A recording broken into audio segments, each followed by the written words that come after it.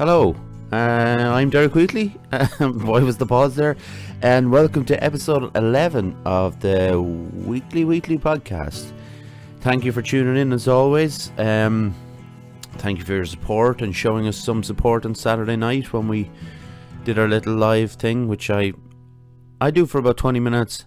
And I look back and I realise I didn't actually say anything in that. But it's good crack because people get involved and I enjoy that, you know. I made the same mistake again of basically making notes on one copy and then writing kind of condensed notes on another copy. I got carried away in the sunshine last week and I was sitting out in the garden and I just wrote too much, and I reckon I probably wrote this full episode and maybe half of the next episode because there's no chance of me fitting it all in. I hope everybody's doing alright in the lockdown. It has been extended, as everybody knows, until May. I don't think I was chatting to Anne about this, and I don't think when we found out about it, I didn't panic about it as such. It's nice to have a timeline. Again, I was a video called my BFF last night, Josh, and we were chatting about it. I'm not panicking. We still don't know. Like 5th of May seems an unlikely endpoint, but to have something in the distance where you can kind of grasp onto, I suppose, is something that helps me mentally anyway. I don't know about all of you. I hope it does. But we'll keep going. Listen, I got a question this week from Jared. I'm loving the film questions. Everybody knows. It's a two-parter. I will answer the first part here, and then if I don't get a chance later on in the podcast, I'll answer the second part in the next episode. He asked me about my favourite English language directors and then foreign language directors, and it was a great question. So I'm going to answer the English part first. I'm going to run through 4 directors. I didn't really want to get carried away. I'm going to run through 4 directors, and what I'm going to do is at the end of that, I'm going to give 5 films of their filmography that you know that I would recommend you to watch. It was very hard on some of these directors because I love them, to just break it down into 5, but I'll run through them. So the first one I put down was Robert Altman. He's a great director. He's made many great films. He was considered a maverick in Hollywood. He was part of the new Hollywood era of Coppola. Oh man, what's the dude's name? Well, Warren Beatty actually would be part of that. Arthur Hiller, those kind of people who changed Hollywood. I think Bonnie and Clyde was really the first new Hollywood film that came out, and it kind of went from there. And there was obviously some great films that ran into the 70s then. He was very naturalistic style. He had this. He covered many genres, but he had this satirical tone. There was always a little thread of comedy going through it. There was maybe 1 or 2 exceptions to that. That Cold Day in the Park isn't exactly a comedy, but it's definitely a drama, psychological kind of drama. He always had, once he got past his first few films, he had ensemble casts then, and it was just, you look through cast lists of his films from maybe later in the 70s, maybe from Nashville actually, 1975 film, ran right through till his final films really. He developed this system. Actually, I was only looking this up the other day as a kind of research for this, but he developed a multi-track recording technique, and it allowed overlapping dialogue, which is, when you first hear it, it's very disorientating. But what it did was allowed that, like I was saying, the naturalistic approach that he had, where people in real life, in crowded situations, everybody's talking, and he developed this recording technique that allowed those voices, each of them, to be heard. So that's, you know, a sense of his how maverick he was. He allowed kind of a more natural and kind of complex experience for viewers through those techniques that he used. He was really into like highly mobile camera work and zooms. He used them to great effect. There's a scene in The Player, actually, at the opening scene of The Player, where it's just one shot take. I don't know how long it runs for, but it's just it's Tim Robbins in it, and it's so well done. It's one of the better of like single takes. You will see. The 5 films that I've picked for him would be MASH, McCabe and Mrs. Miller, which is just incredible revisionist western, Nashville, which is probably his best film, The Player, which I mentioned before, and Shortcuts, which is a film based on 8 short stories and 1 poem by Raymond Carver, who I actually talked about on Saturday in the live Facebook thing. Second up would be Paul Thomas Anderson, who was hugely influenced by Altman. He was big on his ensemble cast as well, and you will see it in, actually, he in his first couple of films. Hard Eight is his first film, which is great, but when he did Boogie Nights and he did Magnolia, the very Altman-esque, the casts you'll see were just, these incredible actors. Now, he did keep some actors through different projects, which is a great way of working, really, because then it obviously forms a bond between director and actor and a level of trust that they would have with each other. I said trust there with a H. I meant trust. But yeah, he sometimes he's a great director in the sense that sometimes he looks like he's not doing much with his direction on the surface, but when you look into it, how much he's doing and how subtle he actually is with what he's doing, and it runs a lot deeper than it seems. He could direct small scenes or grandiose scenes, with equal skill. He's so versatile. When I run through his films, you'll see now in a second. He's obviously still working. I think he's in his late 40s, so he's still plugging away, and he's so much great stuff to come. I have no doubt about that. The fact that he writes all his screenplays as well. Now, they're not all original screenplays, but a good few of them are. And the fact that he writes them, it gives him the freedom to play around with different techniques, is what he's doing direction-wise, because there's no directions within the script from screenwriters that they wanted to see and wanted the director to do. If you watch the skill, the risk, and the bit of skill he uses in the middle of Magnolia, a big ensemble drama if you haven't seen it, but there's one particular piece of music he uses by Amy Mann. Amy Mann is a songwriter, but he was listening to her music when he was writing Magnolia, and he said he was so inspired by her songs that he wanted to put something by her into the film. Obviously the soundtrack is full of her songs, but actually make her song a huge part of the film. So what he does in the middle of it, he has a song Wise Up playing, which is a great song. He has it playing in the background, but every character, like Tom Cruise is in the film, Julianne Moore's in the film, Philip Baker Hall's in the film, Philip Seymour Hoffman's in the film, they're all singing the song. Now, it's not a musical moment, they're not all together, they're in separate places, separate locations within the film, wherever they're living. It's all set in LA, and they're just voicing, they're singing softly to the songs, and one's in a car, one of them's in a kitchen, one of them's wherever. It's incredible. If you first time you see it, it does throw you off a bit, but it's the risk he takes. He was talking to Larry King afterwards. I think it was Larry King he was speaking to, but he was speaking to whether it was Letterman, King, whoever it was, and he said if that was one scene he'd like to take out was that scene. And for me, oh God, that would have been a terrible move on his part, because it's such a great scene and a great risk to take that worked. His 5 films that I would recommend would be Magnolia, There Will Be Blood, obviously, The Master, obviously, Boogie Nights, and Phantom Thread, which was an incredible film as well, with Day-Lewis, 2 with Day-Lewis there that were just great. The next film next director, I should say, has to be Alfred Hitchcock, because inarguably the director who had the single greatest influence on the thriller and horror genre. He made the first British talkie, actually, with Blackmail, which is kind of a little known fact that he was that far back. I think he made a lot of silent movies before it, like The Lodger and things like that, but he made the first British talkie. He used one of the first people to use, or maybe the first person to use, camera movements to mimic a person's gaze. So it's the POV style that he used that's very effective, obviously, in horror films. And it's used to this day, as are his framing shots that he used. So if you think of Tippi Hedren, I can never say her second name, Hedren.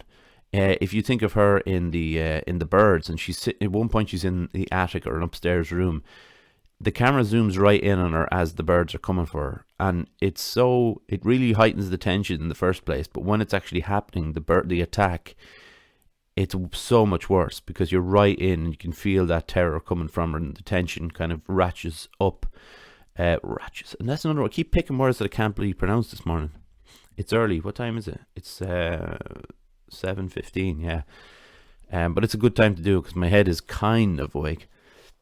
My tongue isn't awake, so that's why I can't pronounce words. But yeah, he if you think of the shower scene, actually, that's probably a better example of where Jeanette Lee is showering in the motel in Psycho, and as she's being murdered, that's not a spoiler. It can't be a spoiler. If people don't know that now, you don't see the knife. You see a shadow to the right, and then you just see her face in the terror on her face. There's a whole film. Actually, you can go and look at it. It came out a couple of years ago about that shot and how he did it. It's very interesting, actually. And then, it's a whole style of his own that he had, and the people copied Hitchcockian, like I said, Altman-esque. These lads, these guys have words named after their style, which is, well, I suppose it says a lot, really. So the 5 ones that I picked for him would be, and this is so hard considering his filmography, I picked Strangers on a Train, Rear Window, Vertigo, The Birds, and Rebecca, which is a slightly different one for him, but I really liked it. It's the only film he directed that won a Best Picture. He never won a Best Director at the Oscars, which is kind of mad, really. So the 4th director, and you know what film's going to be mentioned in a minute because I'm on a roll with this film, but it's Sidney Lumet. I suppose if he was French, it'd be Sidney Lumet, but it's Lumet. It's pronounced Lumet. A very prolific, one of the first TV directors that was successfully moved to film directing. He was a strong director of actors. That was one thing. All the actors loved working with him, and he worked with pretty much all the greats. And that says so much about a director that they'll keep coming back, or that they want to work with him because maybe they've spoken to another actor who said he's a great director to work with. He was very political, and he very social conscience was high. And I think, I talk about, society reflected back on us in film, and I think he was one of the greatest for that social realism. He insisted on collaborating and sharing ideas with actors and the writers and the technicians and everybody on the film. He insisted on a big communal group, that everybody was sharing ideas for the good of the project, and there was no egotism. It was just, he was there to make the best film he could. And I love that. I love the idea that, and like Henry Fonda, who talked about him, just said he was a master of his craft. Like, he had such control of what he was doing that he was just a master of his craft.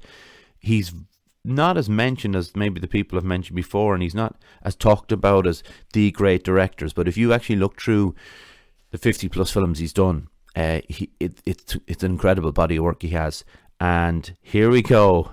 His 5 films are 12 Angry Men, you guessed it. But yeah, 12 Angry Men.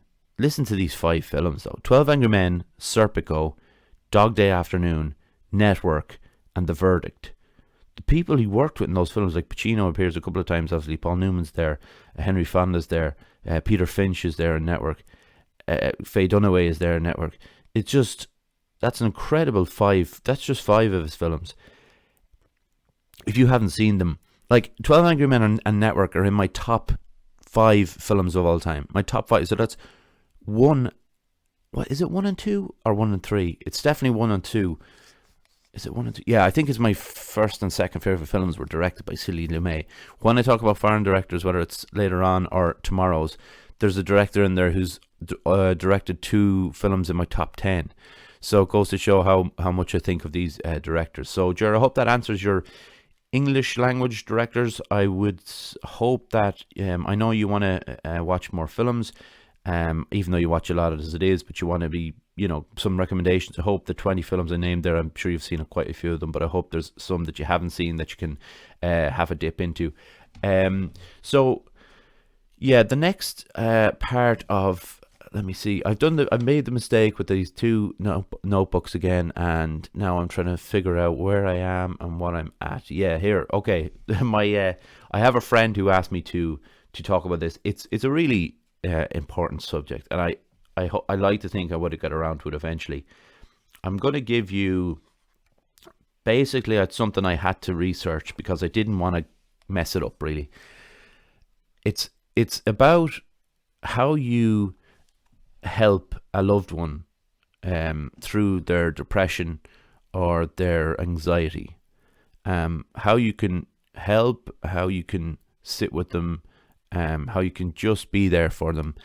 There's techniques and there's ways to support them. Just going to share with you. For some of the lists, I like I said, I went online. I looked up. I got for this first part, it's the hse.ie. I'll talk about it and expand on some points here. But so helping. This is about depression side of it. So helping a loved one with depression. It did note, and this is certainly true. A friend or relative might spot that help is needed before the person who is suffering even realizes that there is a problem.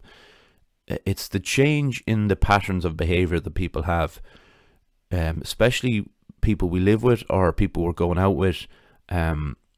It's easy to see changes in pattern and what you need to look for. And if you don't need this information now and you think someone else does, please share it with them, because it will definitely help people. The symptoms to spot of depression, we kind of know these things, but it's important to kind of keep reminding yourself. There's a loss of interest. I certainly would have lost a lot of interest in certain things in my life back in when I was, the age when it all went down. I won't use the break. See, I don't want to use the breakdown because the doctor told me don't use that expression, but it's important to use it, so I will use it. So for the breakdown, there was definitely a loss of interest in things that I was, like things like maybe sport or films or, going out, things like that, things that I was so used to doing. There's a hopelessness that you will see within the person. There's and that I know that sounds vague, but it really isn't. There's a change in the way they speak about things and the way they carry themselves that it screams hopelessness, and that they're kind of at the end of their tether as such, and they have no way. They don't have the skills to get away from it, but you'll see it in them. There's a slower speech, which can happen. It doesn't always happen, but slower in speech, movement. I spoke before about my body changes, the way my shoulders might rise and my chest might kind of slip in on itself, which means that because my chest is coming in on itself, my spine is coming out at the back, so there's almost like a bit of a hump on my back there, and people will notice that because it's like I try and disappear, try and get 2 or 3 inches off me so I can kind of blend in with the crowd a bit more because I'm tall-ish. There's a tiredness that we will see in people. They're constantly just wrecked, and they may be napping during the day, which they never do, or they're yawning a lot more, or they're just sunk into the couch, things like that. Easy enough to spot. Overeating or loss of appetite. I'm not sure if I had either of those, but it's certainly a factor that I know happens, because they always ask me, and they always did ask me, I should say, when I went to the psychiatrist or the psychologist about my eating habits. So it's definitely patterns there again. Trouble concentrating is another thing. I'll use an example of reading, I suppose, because obviously you need to be concentrating on reading, and my frustrations will come out if I'm reading a book and I can't concentrate and I just won't read. I'll keep putting it back down and shifting around. I want to be able to read, but I can't. Then we have sleeping more than usual, or sleep problems. Again, it can work both ways. I think I was having a lot of sleep problems, and I was just lying there, and that's another thing. It's a contradictory thing where you can't sleep, so you try and read, but then you can't read because your concentration levels are gone, and it's just two things that competing against each other, tug of war kind of thing. And I don't know, people sleeping more, that's that whole idea, I guess, of sleeping in it at night, or sleeping in the morning, I should say, and that if that's unusual for your partner or your son, daughter, whoever it is we're talking about, then maybe have a chat with them, or ask them if there is something that you can do to help. And speaking of tips, these are tips to help that again I've expanded on them a little bit. That came from the HSE site again. Let them know that you are there. Let them know that you care and are willing to listen whenever they're ready to talk. A huge thing is not to push on it, and not to push at them, and because it's like that whole thing. If you push, they'll push back, and nothing will come of it. Sorry, I'm just adjusting the mic there. There we go. I think that's right. Yeah. Don't make it about you. That's the whole thing. If you want to talk, it's for them. It's for them to talk, not you to talk at them. Do not judge them and accept them as they are, because that's the whole thing. Everybody who has experienced depression will be doing enough judging of themselves. I can promise you that. So try not to judge them. It's a whole point of educating yourself on this illness. So educate yourself, don't judge them, and accept them as they are. Help them to stay active, to eat good food, and to get good night's sleep. That's a tough thing to do. Stay active, offer to go for a walk with them. Ask them to, I don't mean push them, but ask them to cut the grass. Don't let them sit there all day.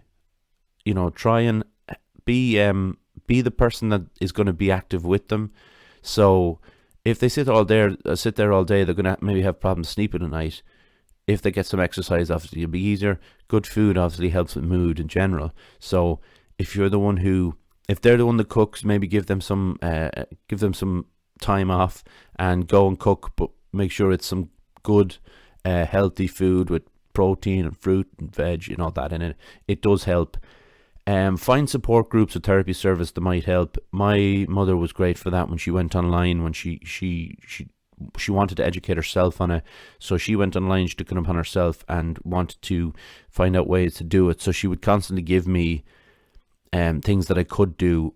It wasn't in a way that was overbearing. It was in the correct way she did it. But yeah, find support groups for them or therapy services that might help. Stay in touch with them. This is obviously for a friend or that if you're not living with them.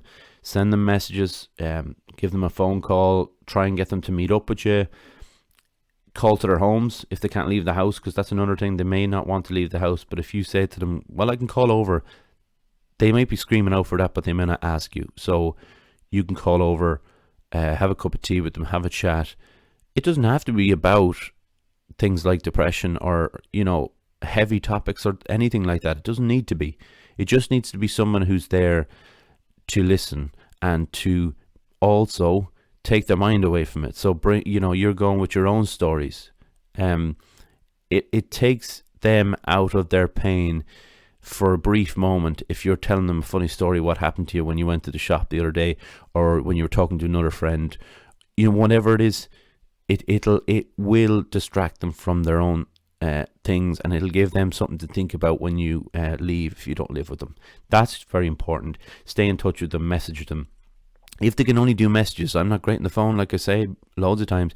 If they can only do messages, that's great. Just message them.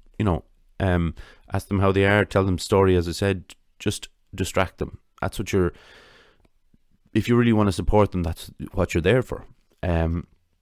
Be patient. It's very hard to trust. What's that? My writing sometimes is shocking, and it's not like I'm in a rush when I'm doing it.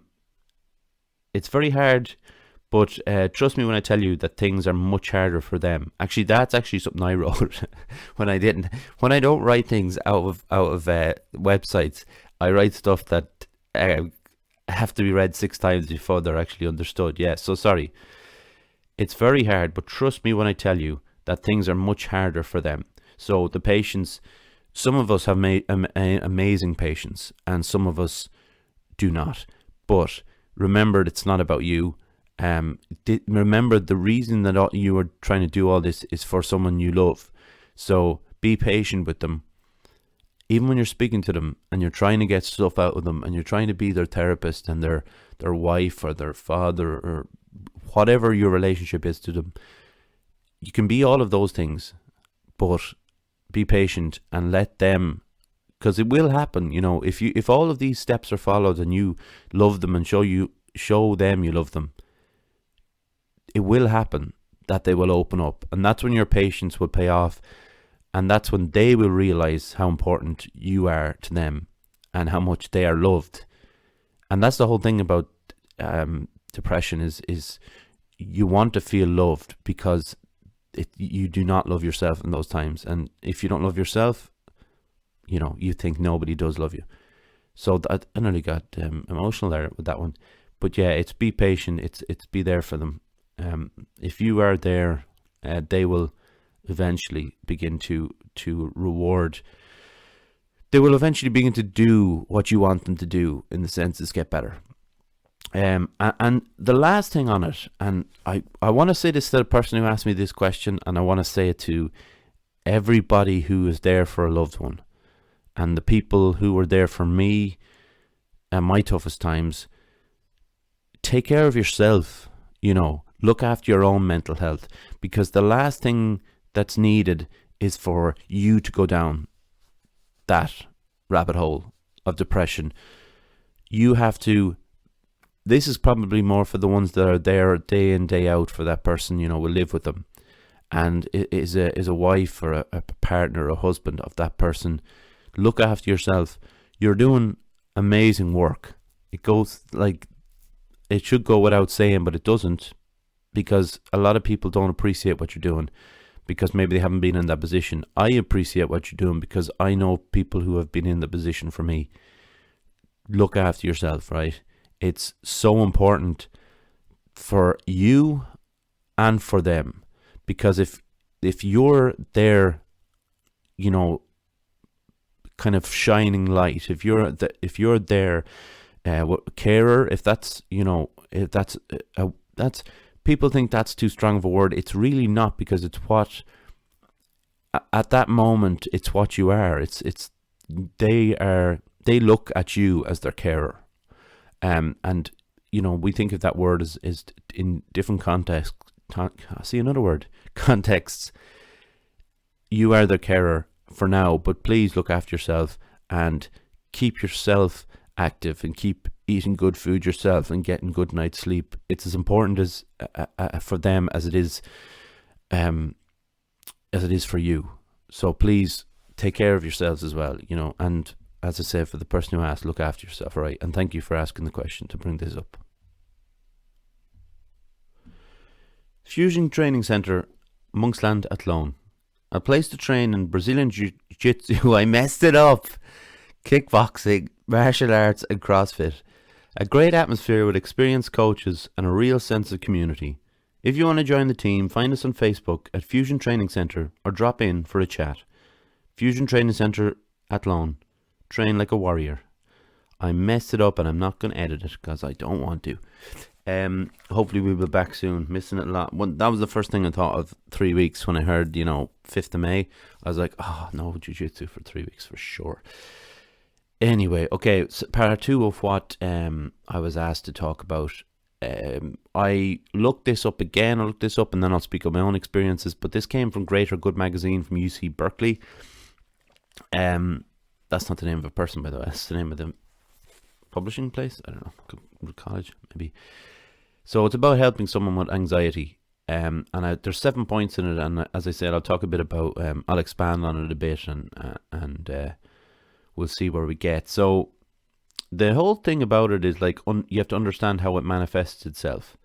Understand that anxiety puts people into a threat sensitive mode. It's easy to understand someone who is scared and acting out by being irritable or defensive, and to find compassion for them. If you understand how the anxiety manifests itself in the person you care about, you can learn the patterns and be in a better place to help. So yeah, it's about speaking again. So for you to understand what makes someone anxious, obviously you've got to ask them what makes them anxious. Then you can go to some lengths to you're not going to eradicate it, but you can certainly ease the anxiety with them if you know what it is that's causing such anxiety in them. I've written very small. Some of this stuff you'll realize I'm reading because it'll sound scripted, but that's fine because it's an important topic that we're talking about, and I'm doing this for some people I know. Line up your support to their preferences. Ask someone the type of support they prefer rather than guessing. So I guess that's all about what we talk about in phone calls. For me, make me anxious. So maybe don't call me. Obviously certain people are allowed to. That's fine. But I'm talking more for the general people in my phone contacts list. Better to message me than call me. That's just one example, but there's obviously many other things like that. Concrete practical support for those that want to be supported but still want to retain their independence. Maybe in a difficult situation like responding to an angry email. So if you take their support, or sorry, if you take their independence away from them, that's not going to help them at all. So if they get they get an angry email off somebody, the response is not for you to turn around and write the reply to that email. It's to help them through it. So help them to reply to the email, but still allow them their autonomy and independence. Emotional support is obviously huge in that. So it's kind of the idea of like, this is tough, but we love each other and we'll get through it, kind of a thing. It's to make sure that they still know that they're a singular being and they're not just part of a team, because otherwise when you're not there, when you can't be there and they need to do something on their own, they're not going to be able to do it if you're constantly helping them through everything, if you understand that. So be there, but don't just take everything away from them. You just got to know the person, and like the first part says, know what manifests the anxiety in them. Make use of any insight they have into their anxiety, okay? So you can help them spot when their anxiety driven patterns are occurring or reoccurring. If you're going to point out to a relative or friend when they are becoming anxious, make sure that this is something they are comfortable with you doing. That's a big thing as well, because if someone keeps turning around saying, oh, you're anxious now, and you're not anxious, that's going to make you anxious. So it'll just get worse and worse if you keep doing that. So you don't need to point out every time that, are you anxious? Do you feel anxious this morning? You sound a bit like you sound a bit frustrated, you sound a bit annoyed, are you anxious? If you keep saying that to them, they'll start feeling anxious in the situations that you're talking about, which maybe they didn't do before that. So it's again, look, it's complex, but it's everybody will be able to find their way around these things, because we know, I'm talking in vague ways about people in general. You're going to be thinking of a loved one, so you're going to know their their habits and their manners and what's going to be different about them when they are anxiety or down, or anxious or down, I should say. If your loved one lacks insight into the anxiety, it's best to encourage them to see a professional. Yeah, remember, like, you are not a professional, unless you are a professional. You might, yeah, I have to remember I'm actually talking to some few people, so maybe you are a professional. But if you're not a professional and the anxiety, if they are not aware of what makes them anxious, then it's best, that they go see someone about it. It's not going to help if you're just trying to point out to them every time they're anxious, because they will become what you do not want them to happen to them, obviously, is for you to start making them anxious, because you keep talking about their anxiety in different places where they're not anxious, if that makes sense. Help them to temper their thinking. That's 4 T's in a row there, alliterative. It's not good for my speaking patterns this morning. It could be useful to educate yourself about cognitive behavioral models of anxiety, which you can do by reading or attending a therapy session with your loved one. This episode is going to be the one where I'm just going to title the one where Derek couldn't speak correctly. So that's hugely dependent on the person. If the person is comfortable with you coming to one of their therapy sessions, by all means go, because you will, like it says there, the cognitive behavioral models that therapists use or psychologists use or obviously CBT, cognitive behavioral therapists use, then it'll only benefit you and your partner, obviously, and the person who's going through it. But it'll benefit you, and it'll make you feel more comfortable in what you're trying to do. And that's hugely important, because you have to feel as comfortable as the person you're caring for. So anxious people tend to think about worst case scenarios. Help them get perspective on this by using a cognitive therapy technique by asking 3 questions. What's the worst that can happen? What's the best that can happen? Turn the page. What's more realistic or likely? So it comes down to the idea of catastrophizing again, where a lot of people who are anxious are going to immediately go to what's the worst that can happen. It's never going to be what's the best that can happen. So that first question you ask the person is going to be easier for them to answer. So what's the worst that can happen when I'm in the shop and I'm trying to buy a litre of milk? Okay, so what my way of thinking would be, I'd go into the shop, I'd reach into the fridge, I'd get the milk out, I'd start feeling anxious, I'd walk to the counter, a panic attack would come on, I'd drop the milk would burst, the people, everybody stop and looking at me. That's the worst that could happen. So what's the best that could happen? The best that could happen is you could go into the shop, you could get your milk, you go up to the counter, you'd say hello to the person behind the counter, they'd scan your item, take your money, give you your change, and you walk out. That's the best that can happen. What's more realistic then? That's the third question. Or what's more realistic or likely? Probably the second, really, because for the worst to happen, it's a lesser event, if you know what I mean. How many times in your life have you gone in to buy milk and you just gone in without anything happening? Nobody dropped anything. You were grand. You just went up, bought it, and left. So that's what's more realistic or likely.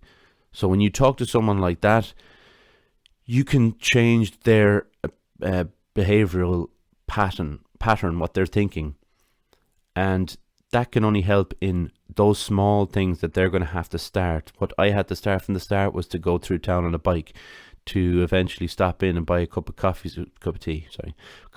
tea somewhere, and then I had to open a conversation with someone, whether it was in the person, the librarian, or someone who worked in the shop or whatever. This was Kevin, my therapist's way of showing me that the real life events were just life. They weren't involving anxiety. They didn't involve any anxiety. They were just things that you did every day until you became unwell. You did every day without a thought. And now when you were out there in the world with anxiety, you might be feeling a little bit anxious, but the things that are happening to you are the realistic side of it. They're not the side of it where you're thinking everything's going to be bad and turn to crap and you're going to have a terrible day because of it. So that's huge, is those 3 questions, and try to get that into people's minds. Take care not to overly reassure your loved one. It's more useful to emphasize their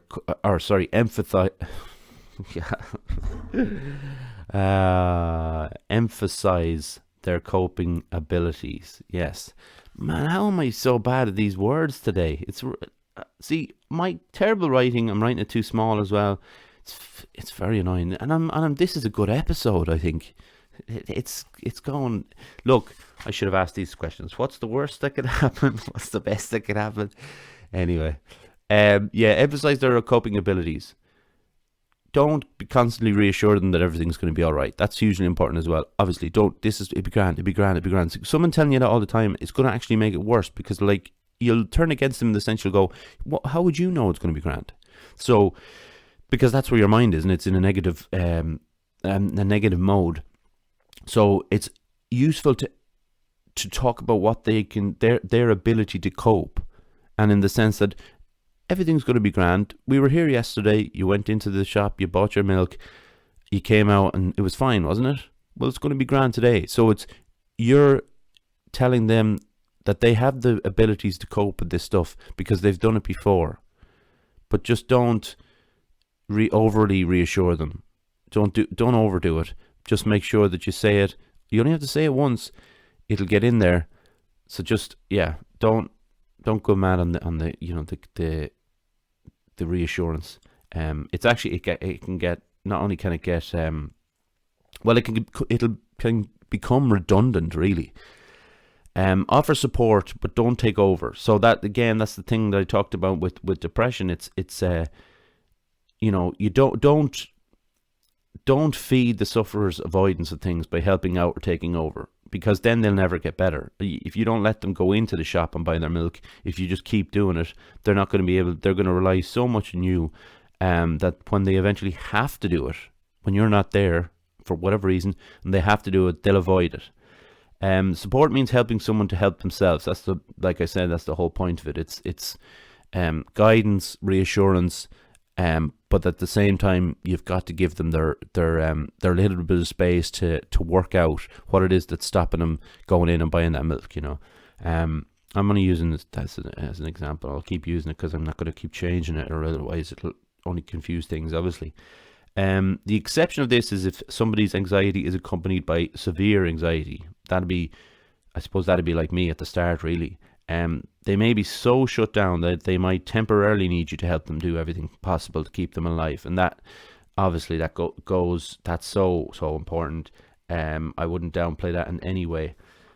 That if it's needed, you can do everything they need to until they've developed the skills, or they've done enough therapy where they've developed the skills to go about their own, life and getting that thing sorted. If someone has a serious anxiety problem, avoid stigmatizing them. Panic disorders, depression mixed with anxiety, PTSD, or obsessional thinking, including eating disorders, may fear that they are actually going crazy. Help them. That's not the correct wording, I wouldn't say. They may think that it's things like that is beyond their ability. So don't stigmatize them. Don't be the one to, like I said earlier about the panic attacks or anxiety and things like that. Do not put them in a box as such. They're capable of doing things. They're capable of doing some things, and they're incapable of doing other things. For you to just shut them down because they're like, no, he can't do that, or she can't do that. That's destructive. That's not helpful in any way. You can still help them in the sense you can be there can be reassure them that they your overall perception of them hasn't changed. They're still the same person. They're just suffering a temporary problem that has gone a little out of control. They aren't broken. That's probably something that I needed and I was given by people, that this wasn't the end of it. This wasn't where I was going to, this is where my life wasn't going to stop at this point and just going to move in the sense of I'm not going to be able to do anything anymore and everybody's going to have to help me. Try to help them stay connected to positive aspects of their identity by taking part in their interests and hobbies. Again, it's just being involved. Asking them to, I'm really into films, so if someone comes to me and says, do you want to watch a film, I'll pick one out there. That for me is class, because it's 2 hours of me being able to watch a film, but being able to watch it with someone I enjoy spending time with, who's has shown an interest in what we're going to do. That's massive. If someone has agoraphobia or an eating disorder, but their condition is long-term and stable, you can be accepting of that person so they don't feel isolated. Being matter-of-fact about the limitations without excessively shaming them or insisting they should pursue becoming normal again. Again, it all goes back to that whole thing of just reassuring them and not, you can be matter-of-fact about it. See, being matter-of-fact about their limitations without excessively shaming them and insisting they should become normal again. That's good, being matter-of-fact about it. It's like, well, you can't do it now, but you'll be able to do it again. My younger brother Simon is like that. It's like he's very much in this in the mold of, well, you can't do it now, but it's grand. Like it does give you that little bit of a kick to kind of go, no, he's right. Yeah, like it's okay to it's okay to feel unwell now, but you won't always feel like this. And the way he does it in the kind of matter of fact way is endearing, and it's great, and sometimes I really need it, And then again, the last point comes back to what I said in the last point about the depression is take care of yourself too. Your goal is to help, not to cure that person or to relieve them from their anxiety. Taking too much responsibility is a symptom of anxiety, so don't fall into that trap. Again, you'll only go down your own wormhole of that if you continue to go overboard. You're just there to help and facilitate it. Try to look after each other by being active. Walk, cycle, yoga together. A walk and talk, again, is mutually beneficial for both of you. Get out and have a walk. You'll have a chat along the way. You won't, even if you don't like walking, you're not going to feel the time go when you're chatting and keep those legs moving. Never feel that you aren't helping. Remind yourself that you're doing the best you can. That goes out to the person who asked me to talk about this. It goes out to everybody who's helped me, and it goes out to the people who are out there helping others through mental health difficulties. You're doing the best you can, and you do not know, and you probably will never know how important it was to the person you're caring for. So what helped me? I think these are obviously, they're notes I took, but these are from my own head. So patience. I was never pressured by my parents or my friends. While I put myself under pressure, not a single person made me feel that I was holding things up. Anxiety and depression is a long process, so patience is hugely important. Love and support. My ideas on how to tackle things were never bottled away. Sorry, here I go again. My ideas on how to tackle things were never batted away. I was always remembered in situations. I faced families and friends, members. What? Oh, if I was into editing, this whole episode would be chopped up. But this is my writing again. My idea on how to tackle things were never batted away. I was always remembered in situations I faced, and friends and family members were always willing to go out of their way to help me. God, got there. Silence/trust. It's very difficult for a loved one who needs to give some space and time alone to somebody with suicidal ideations. Trust has to be established first. I know it was hard at the beginning for my mother, especially when I missed a call, or worse again, 2 calls in succession. She's panicked when I missed them because I had not put in her head, but because of the suicidal ideation and things like that if I missed a call or missed 2 calls on the phone, she'd be immediately thinking I should ring Anne because maybe he's dead. And that's a natural thing. That's not just my mother being someone who worries. That's actually a natural thing for people to think if he's not answers his phone, he always answers his phone, he's dead. That's what people do, catastrophizing. When it was time for me to try and get myself out there, my friends really stepped up to the plate. They facilitated my re-entry into social activity and nudged me into coffee shops when I was humming and hawing about it. It was just that slow and steady kind of thing, Let's ease me back into it. And it worked an awful lot, and I'm very grateful to those people. To be treated the same is a huge thing as well. I opened up about all of my difficulties about 4 years ago, so when I made friends or joined Fusion, I had no qualms about telling people. Not once was I made to feel different by anyone. I'm given a voice like everyone else in there, and slagged just like anyone else. We all want to be and feel compelled to be part of a pack, and the acceptance into one meant an awful lot to me. Yeah, that goes out to my friends, but it also obviously goes out to the people in Fusion who made something like that very an easy transition. It was very difficult the first few sessions, but an easy transition, and I'm just part of the team now. Doesn't matter. I remember I always bring because I take my medication at the same times every evening, so I always bring them in my glasses case when I go into training.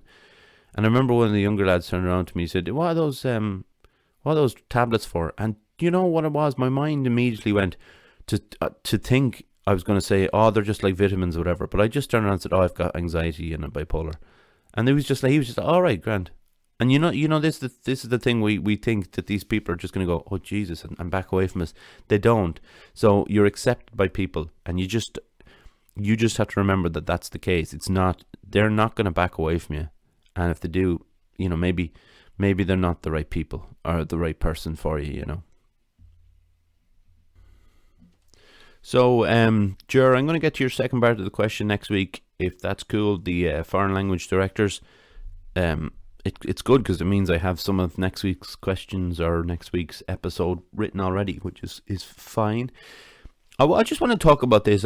It was just something that it didn't upset me or didn't annoy me. It just played on my mind a little bit for a while. I spoke to John about it as well, and we got our first negative comment. It was a few weeks ago, to be fair. And I wasn't upset or annoyed about it like that, but I was just kind of going. It was, I don't know. It was playing on my mind, I suppose. It was to do. I had mentioned Donald Trump, and of course, somehow that always brings people out.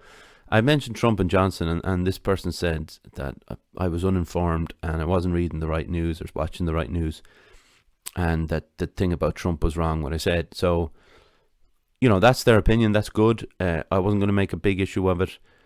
It's a mental health podcast. I certainly wasn't going to get in a war of words with someone on the bottom of our YouTube page.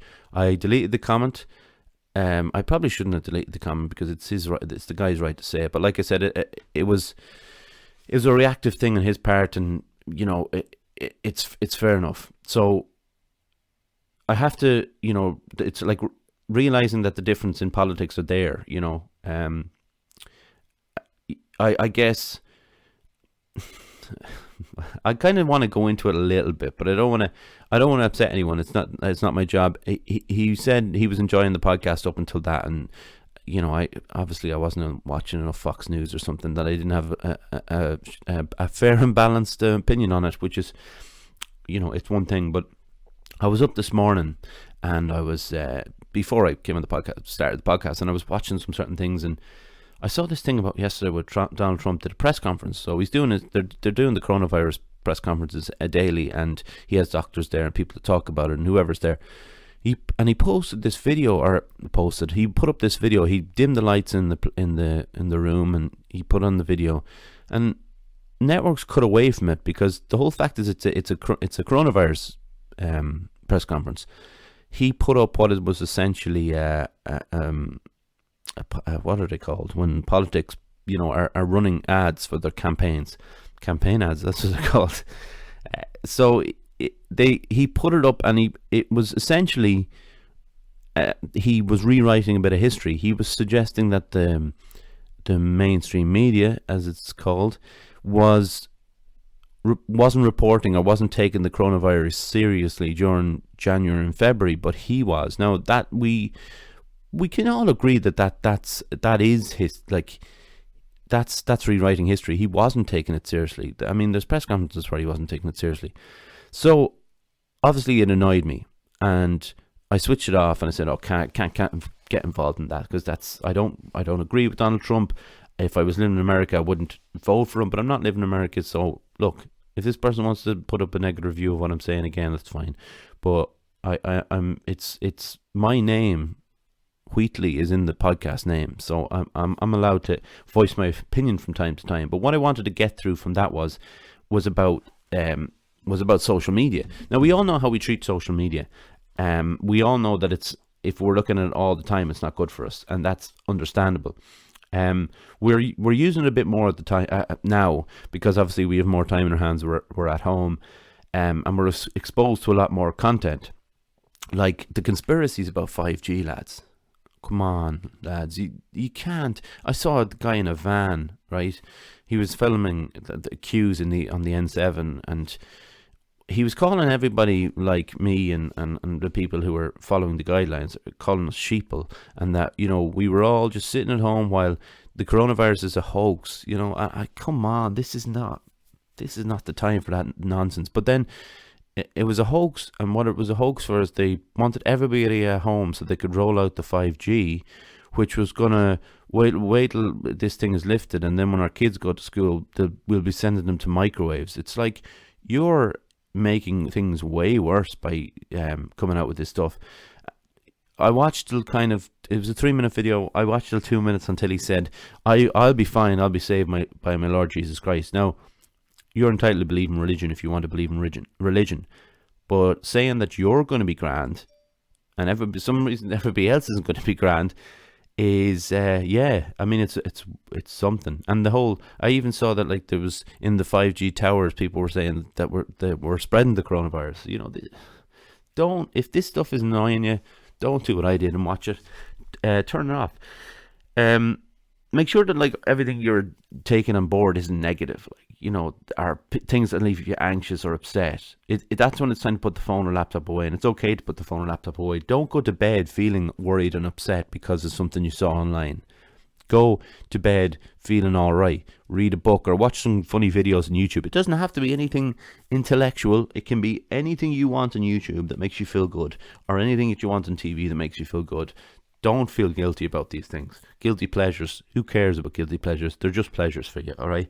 If someone is putting up all this stuff online on Facebook, we'll just go to Facebook, for example, but it can be for any social media site.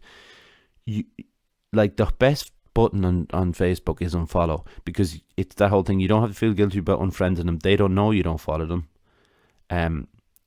Click it off. You don't have to see their content, that they're putting up stuff that's negative all the time. It is your account. Just like I said, this is my podcast, and myself and John have worked on this podcast for 11 episodes, but it's maybe 4 months in total.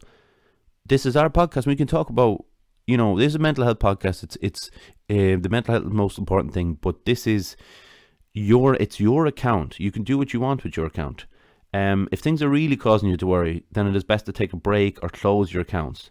It's not the end of the world, and you will soon realize that you aren't missing a whole lot. You really aren't. You're missing what someone's star sign says about them. Is that the most important thing to worry about in this time? You're not missing huge. The same goes for YouTube. YouTube is bad for sticking up recommendations, or their algorithms don't always work correctly, so you'll dip into something and you'll be like, Jesus, what? You'll watch. I was watching this thing the other night, and I said it on the Saturday Live podcast about Joe Rogan. Now, I don't know how Joe Rogan's podcast is as popular as it is, because even when he gets experts on, he interrupts them anyway. But I don't think I don't think Rogan is a positive influence on anything.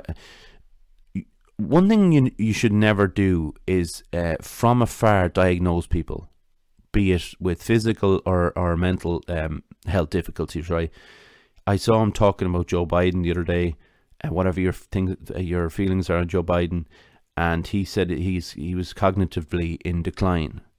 Now, Joe Biden is 78, I think. I don't know if Joe Rogan knows it, but when you get up to that age, you are cognitively in decline. But the fact is, the way he was saying it, he was damning Biden. He was saying that Trump would rip him apart when they do debates. But Trump has a terrible time at speaking. He's an awful diction. He has very limited vocabulary. Like, we're not going to put the two against each other intellectually or whatever. Biden comes out on top of that. I'm not voting for these people, but it just annoyed me that these Rogan.